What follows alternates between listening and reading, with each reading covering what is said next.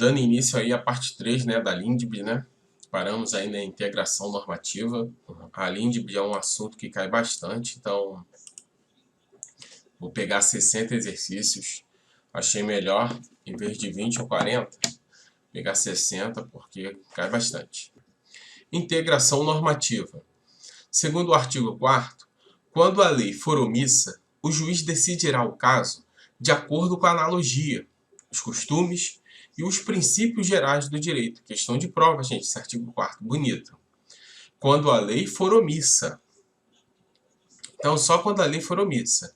O juiz decidirá o caso de acordo com o quê? Com a analogia, com os costumes e com os princípios gerais do direito. Integrar é preencher lacunas, consistindo em uma atividade de comatação, correção de um erro, uma falha ou uma lacuna. Decorre das seguintes premissas. O legislador não tem como abarcar todos os tipos de conflitos possíveis em uma sociedade, havendo lacunas aparentes. É vedado ao magistrado deixar de julgar a lide, alegando lacuna ou qualquer outra justificativa. Se chama vedação ao nollicti. Aqui se insere o artigo 4º, utilizando-se da analogia dos costumes e dos princípios gerais do direito. A lei é a fonte primária de decisões. O juiz precisa decidir, nollicit. Caso a lei seja omissa, se aplica o artigo 4º da LINDB. Então, integração normativa. Importantíssimo, questão de prova. Que integrar significa preencher lacunas, consistindo em uma atividade de comatação, de quê? De correção de um erro, de uma falha, de uma lacuna. Quando a lei for o quê? Quando a lei for omissa, gente. Somente quando a lei for omissa. O juiz decidirá o caso, de acordo com a analogia, os costumes e os princípios gerais do direito. Então, quando a lei for omissa, o juiz decidirá o caso de acordo com a analogia, com os costumes e os princípios gerais do direito. O legislador, ele não tem como abarcar todos os tipos de conflitos possíveis em uma sociedade, havendo lacunas aparentes. É vedado ao magistrado deixar de julgar a lide, alegando que lacuna da lei ou qualquer outra justificativa. É vedação o quê? A nollicti. Aqui se insere o artigo 4º da LINDB, utilizando-se o quê? Da analogia, dos costumes e dos princípios gerais do direito. Por quê? Quando vai se usar a analogia, os costumes e os princípios gerais do direito? Quando a lei for omissa. Quando a lei for omissa, se usa a analogia, os costumes e os princípios gerais do direito. E o magistrado, ele é vedado o quê? É vedado ao magistrado deixar de julgar aquele conflito alide, alegando lacunas da lei ou qualquer outro motivo, nollicti. A lei, ela é uma fonte primária de decisões. Então, a lei é a fonte primária. E o juiz precisa decidir o caso concreto, mesmo se a lei for omissa. O juiz precisa decidir. Não há empate, ou seja, nollicti. E ao decidir, ele tem como a fonte primária, formal, a lei ao seu favor. Entretanto, na falta da lei, obscuridade dela, ainda assim o juiz precisará decidir. Logo temos algumas possibilidades que o artigo 4º da LINDB traz para o juiz decidir esse conflito, que é por analogia e, na falta desta, pelos costumes, na falta do costume, os princípios gerais do direito. Então, o juiz, ele precisa decidir, não tem empate, nollicti. Então, ele tem a fonte primária, formal, a lei ao seu favor. Entretanto, na falta dela ou na obscuridade dela, ainda assim o juiz precisa decidir o conflito. E ele tem a analogia, os costumes e os princípios dos gerais, segundo o artigo 4º da LINDB, a seu favor. Analogia. Questões semelhantes exigem decisões semelhantes. Por analogia, Se tem questões semelhantes, exigem decisões semelhantes. Interpretação da norma, segundo o artigo 5º. Na aplicação da lei, o juiz atenderá aos fins sociais a que ela se dirige e às exigências do bem comum. Então, nós temos a interpretação autêntica e a interpretação literal. A interpretação autêntica, feita pelos tribunais, e a interpretação literal, de acordo com a ortografia. Então, interpretação da norma. Segundo o artigo 5º, na aplicação da lei, o juiz atenderá ao quê? Aos fins sociais a que ela se dirige e às exigências do bem comum. Então, a interpretação autêntica, feita pelos tribunais, interpretação autêntica. E a literal, de acordo com a ortografia, com o texto da lei. Temos a interpretação sistemática, a que mais cai. Feito por um artigo de lei ou um caso concreto, analisa o ordenamento jurídico como um todo. Assim, opta por aquele significado da norma que seja coerente com o conjunto. Então, é feita por um artigo de lei ou um caso concreto. Analisa o ordenamento jurídico como um todo e opta por aquele significado da norma que seja mais coerente com o conjunto. O intérprete busca o sentido da norma de acordo com as demais normas do direito.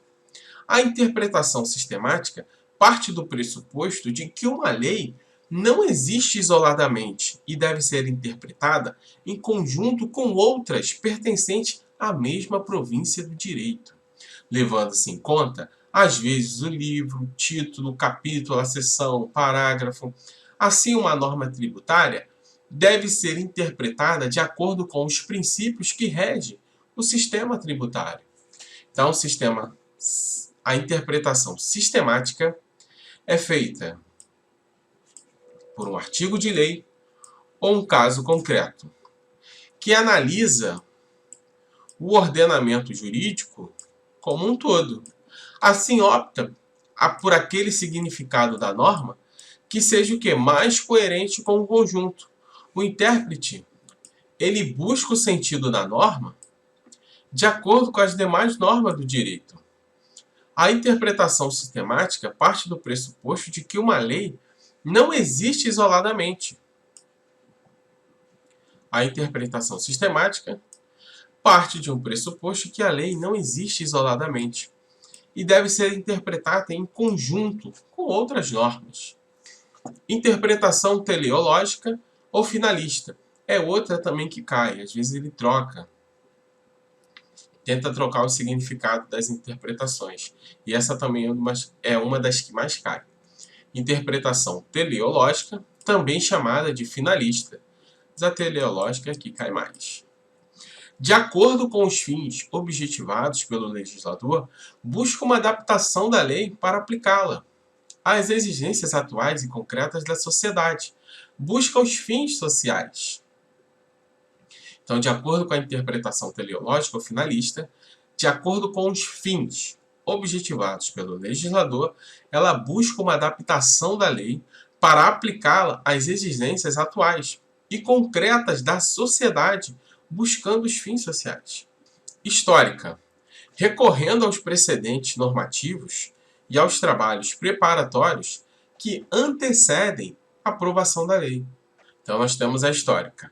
Recorrendo aos precedentes normativos e aos trabalhos preparatórios que antecedem a aprovação da lei. Extensiva, o significado da norma é ampliado, estendido. O lógico. A interpretação lógica permite resolver contradições entre termos numa norma jurídica, chegando-se a um significado coerente. Então, interpretação teleológica ou finalista, de acordo com os fins objetivados pelo legislador, ele busca o quê? Uma adaptação da lei para aplicar às exigências atuais e concretas da sociedade, buscando os fins sociais. De acordo com os fins objetivados pelo legislador, ele busca uma adaptação da lei para aplicá-lo às exigências atuais e concretas da sociedade, busca os fins sociais, recorrendo aos precedentes normativos e aos trabalhos preparatórios que antecedem a aprovação da lei. Então, a histórica sempre tem uma questão de anterioridade, recorrendo aos precedentes normativos e aos trabalhos preparatórios que antecedem a aprovação da lei.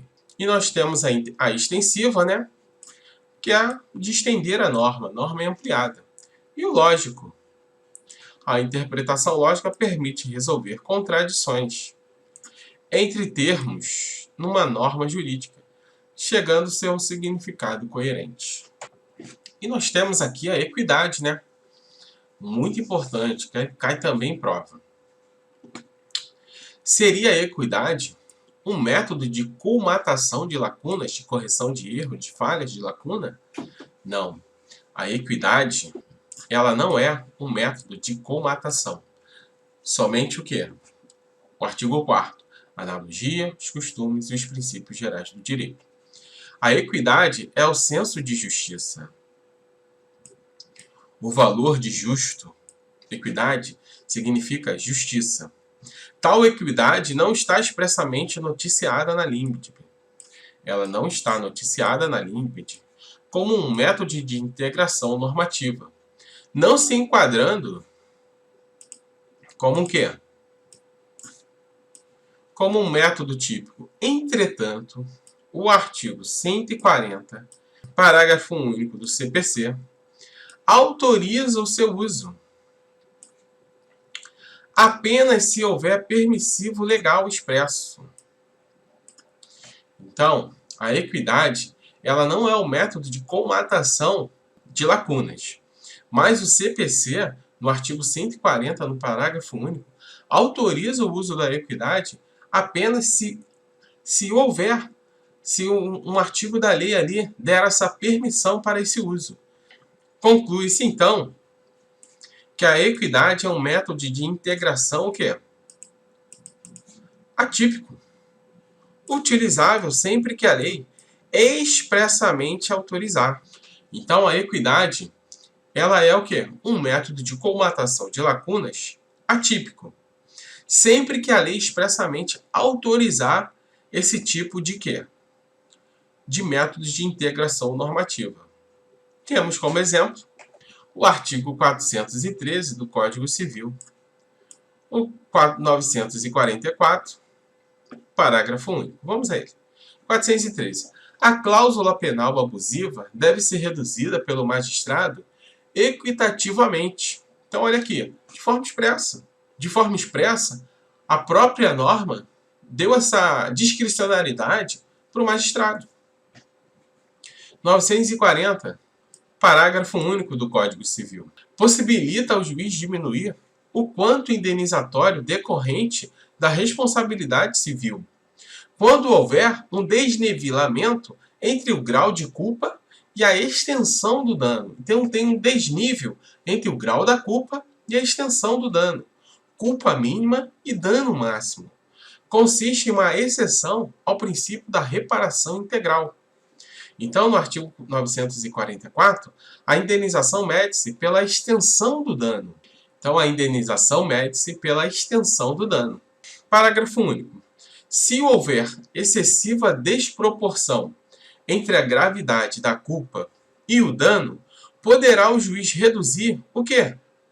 Equitativamente a indenização. Então, aqui está o texto de lei. A própria lei expressamente fala que se houver excessiva desproporção entre a gravidade da culpa e o dano, poderá o juiz reduzir o quê? De forma justa, equitativa a indenização. Então, o artigo 413, a cláusula penal abusiva deve ser reduzida pelo magistrado equitativamente. No artigo 444, possibilita ao juiz diminuir o quê? O quanto indenizatório decorrente da responsabilidade civil, quando houver o quê? Um desnivelamento entre o grau de culpa e a extensão do dano. Culpa mínima e o dano máximo. consiste o quê? Em uma exceção ao princípio da reparação integral. É uma exceção ao princípio da reparação integral. Vamos ao texto de lei. A indenização mede-se pela extensão do dano. Parágrafo único. Se houver uma excessiva desproporção entre a gravidade da culpa e o dano, poderá o juiz reduzir o quê? De forma justa e equitativa a indenização. A aplicação da lei no tempo. Lei nova se aplica aos fatos pendentes, especificamente às suas partes novas, e aos fatos futuros, conforme se conclui a partir do artigo 6º da LINB e o artigo 5º, 36 da Constituição. Princípio que? Da irretroatividade da norma. Então vamos ao artigo 6º. A lei em vigor terá efeito imediato e geral, respeitados o quê? O ato jurídico perfeito, o direito adquirido e a coisa julgada. Reputa-se o ato jurídico perfeito o já consumado segundo a lei vigente ao tempo em que se efetuou. Parágrafo 2º.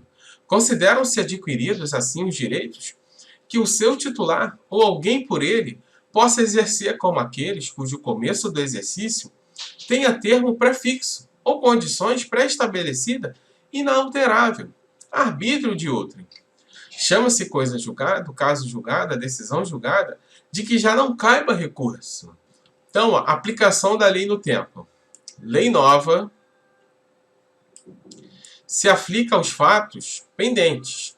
A lei nova, ela se aplica aos fatos pendentes, especificamente às suas partes novas e aos fatos futuros, conforme se conclui a partir do artigo 6º da LIND, bem como o artigo 5º, 36 da Constituição. Princípio que é? Da irretroatividade da norma. Então, o que ele está dizendo? Que a lei nova, ela não poderá o quê? Retroagir para resolver aqueles conflitos que foram o quê? Feitos anteriormente à norma. Então, a lei em vigor terá efeito imediato e geral, respeitado o ato jurídico perfeito, o direito adquirido e a coisa julgada. Então, o que acontece? Tem o Joãozinho. Joãozinho, ele já pode se aposentar. Então, nós estamos em 2020. 2020, ele já pode se aposentar. Vem uma lei nova da Previdência. A partir de 2021, nessas das condições que o Joãozinho tem, só vai poder se aposentar em 2030. Essa lei nova, ela vai resolver, ela vai pegar esse conflito de Joãozinho? Não. Por quê? É um direito adquirido de Joãozinho. Ele já pode se aposentar. Ele não optou pela aposentadoria. Optou por continuar trabalhando. Mas ele pode se aposentar a qualquer tempo. Porque é um direito adquirido dele. Essa lei nova não retroage para pegar os direitos adquiridos anteriormente. Beleza? Reputa-se o ato jurídico perfeito já consumado segundo a lei vigente ao tempo. Ato jurídico perfeito já consumado segundo a lei vigente ao tempo em que se efetuou. Considera-se adquiridos assim os direitos que o seu titular, alguém por ele, possa exercer, como aqueles cujo começo do exercício tenha por termo prefixo, condições pré-estabelecidas inalterável, arbítrio de outrem. Chama-se coisa julgada, o caso julgado, a decisão judicial, que já não caiba recurso. Em regra, a lei não retroage, por questões de segurança jurídica. Temos a irretroatividade da norma. Eficácia, ex o quê? Ex nunc, de nuca, somente para frente. Nunca retroage, tapa na nuca. Lei, com eficácia sempre para frente. E não tem eficácia o quê? Ex tunc. Eficácia ex tunc, testa, de retroagir, não retroage. Somente efeito ex nunc. E não ex tunc. Tempus regit actum. O tempo rege o ato. Artigo 6º, parágrafo 1º. Então, nós temos um exemplo aqui. João celebra um contrato de compra e venda com as lojas mexicanas. Sob a lei da época, era permitido tal contrato. Pagou o preço e a compra foi o quê? Pactuada. Agora entra uma nova lei em vigor proibindo tal ato do negócio jurídico. Esta lei nova não poderá retroagir para desconstituir o que foi celebrado pela lei antiga, pois o ato é jurídico e perfeito e acabado, e deve ser respeitado. A lei não retroage, por questões de segurança jurídica. Temos aí retroatividade da norma. Eficácia o quê? Ex nunc. Somente para frente. Nunca retroage. Lei com eficácia sempre para frente não tem eficácia ex nunc. Não retroage. Tempo regit actum. O tempo rege o ato. João celebra o contrato de compra e venda com a loja sob a lei da época, era permitido tal contrato. Então surgiu uma lei nova. Então essa lei nova ela não poderá retroagir para desconstituir o que foi celebrado pela lei antiga, pois o ato jurídico é o quê? Pois o ato jurídico é perfeito, acabado e deve ser respeitado. Artigo 6º, parágrafo 2º. Direito adquirido. Enquanto que no parágrafo 1º, o tempo rege o ato, direito adquirido no segundo. Se João já tem o direito de se aposentar, o exemplo que eu dei, e não o faz, permanecendo trabalhando por opção, logo vem uma lei nova e diz que a condição de João não poderá se aposentar mais. Precisa trabalhar mais alguns anos. Entretanto, esta lei nova não poderá atingir o direito adquirido de João, pois esta poderia executar o direito de se aposentar a tempo e modo da lei antiga. Coisa julgada no parágrafo 3º do artigo 6º. Lei nova não pode atacar coisa julgada, pois é a decisão que não cabe mais recurso. Logo, lei nova não pode desfazê-la. A própria Constituição, no artigo 5º, 36, dispõe: a lei não prejudicará o quê? O direito adquirido, o ato jurídico perfeito e a coisa julgada. Então, a própria Constituição diz: a lei não prejudicará o direito adquirido, o ato jurídico perfeito e a coisa julgada. Questão de prova discursiva, tá, gente?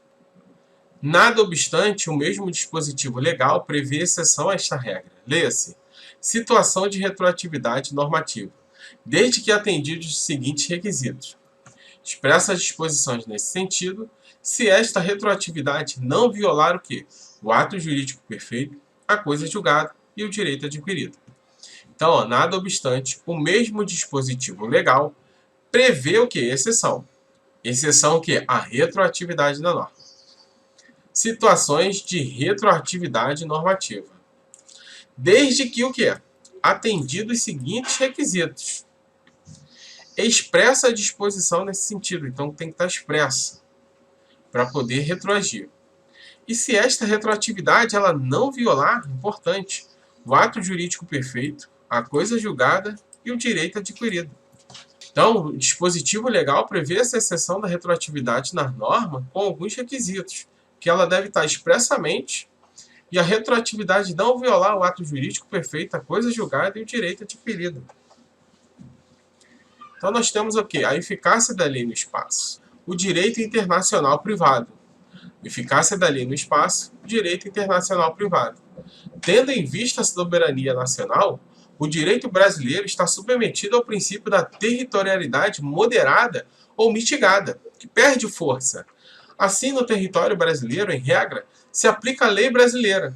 Excepcionalmente, porém, é aplicável a norma estrangeira no território brasileiro, desde que haja disposição legal expressa nesse sentido. Nessa ordem de ideias, passa-se ao estudo de situações nas quais há tal mitigação da territorialidade. Que mitigação? É aquele que vai perdendo força. Tendo em vista a soberania nacional, direito internacional privado, né?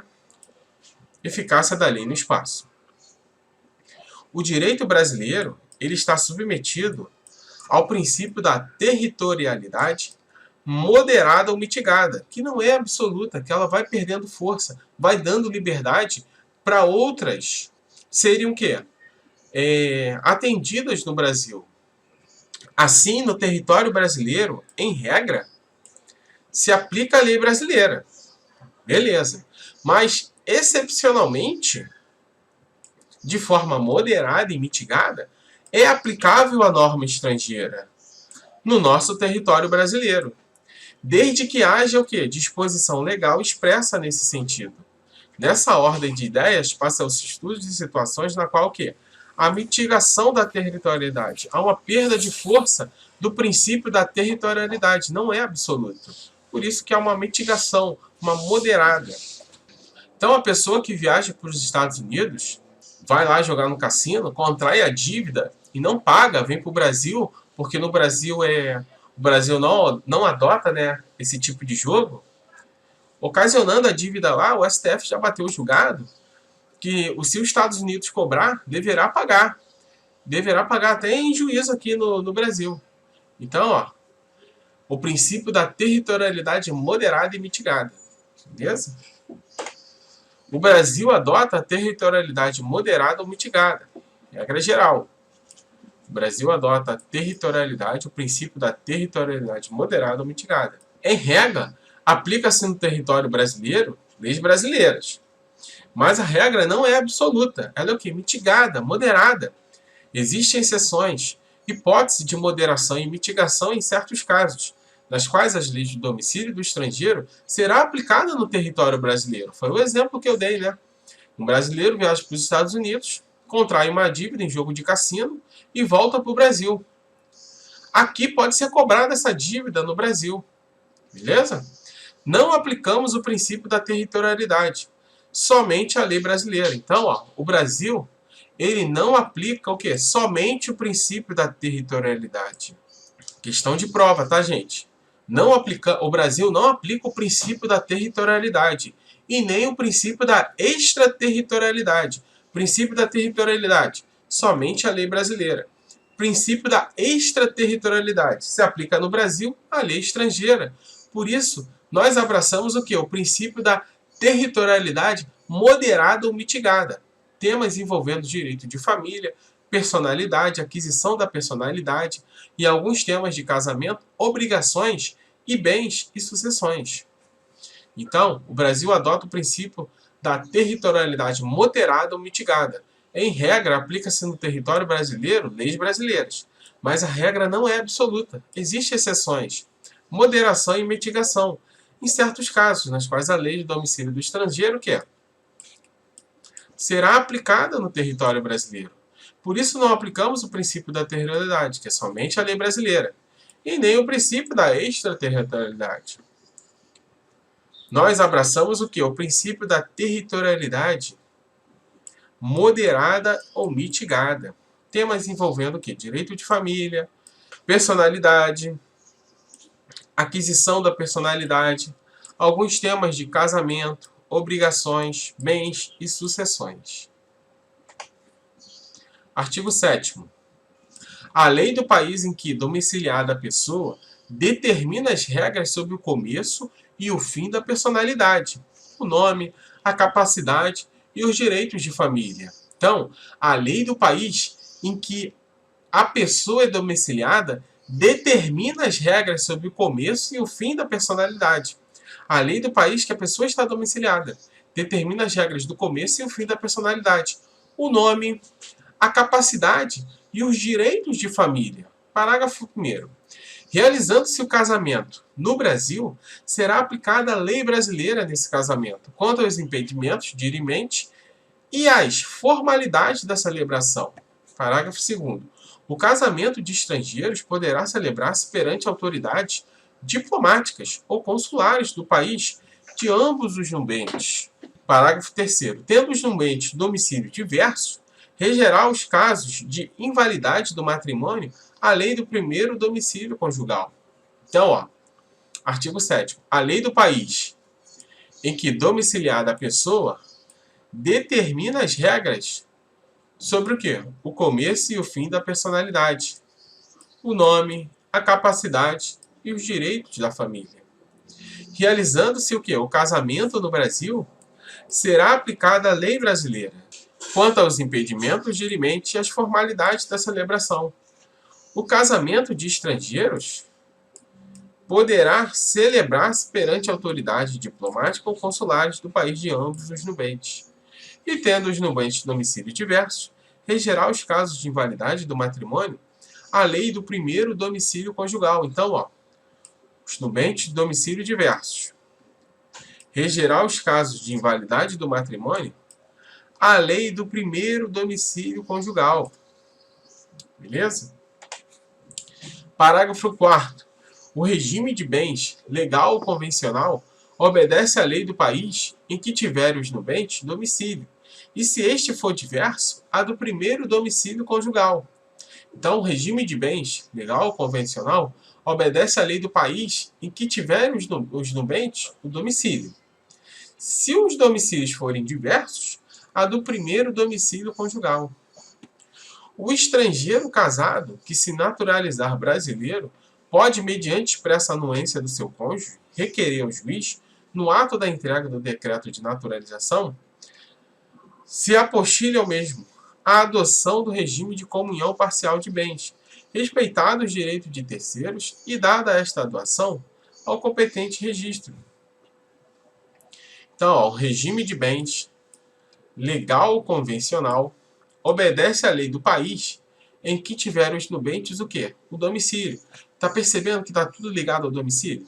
E se este for diverso, a do primeiro domicílio conjugal. Então, o regime de bens legal convencional obedece à lei do país em que os nubentes tiverem o quê? O domicílio. Se o domicílio for diverso, a do primeiro domicílio conjugal. O estrangeiro casado que se naturalizar brasileiro pode, mediante expressa anuência do seu cônjuge. Então, tem que ter uma expressa anuência do seu cônjuge. Requerer ao juiz, no ato de entrega do decreto de naturalização, se apostilha ao mesmo a doação do quê? Do regime de comunhão parcial de bens, respeitados os direitos de terceiros e dada esta doação ao competente registro. Parágrafo 6º. O divórcio realizado no estrangeiro, se um ou ambos os cônjuges forem brasileiros, só será reconhecido no Brasil depois de quê? De 1 ano da data da sentença, salvo se houver sido antecedida de separação judicial por igual prazo, caso em que a homologação produzirá um efeito imediato, obedecidas as condições estabelecidas para a eficácia das sentenças estrangeiras no país. O Superior Tribunal de Justiça, na forma de seu regimento interno, poderá reexaminar, a requerimento do interessado, decisões já proferidas em pedidos de homologação de sentenças estrangeiras, de divórcio de brasileiros, a fim de que passem a produzir todos os efeitos legais. Então, o divórcio realizado no estrangeiro, se um ou ambos os cônjuges forem brasileiros, só será reconhecido no Brasil o quê?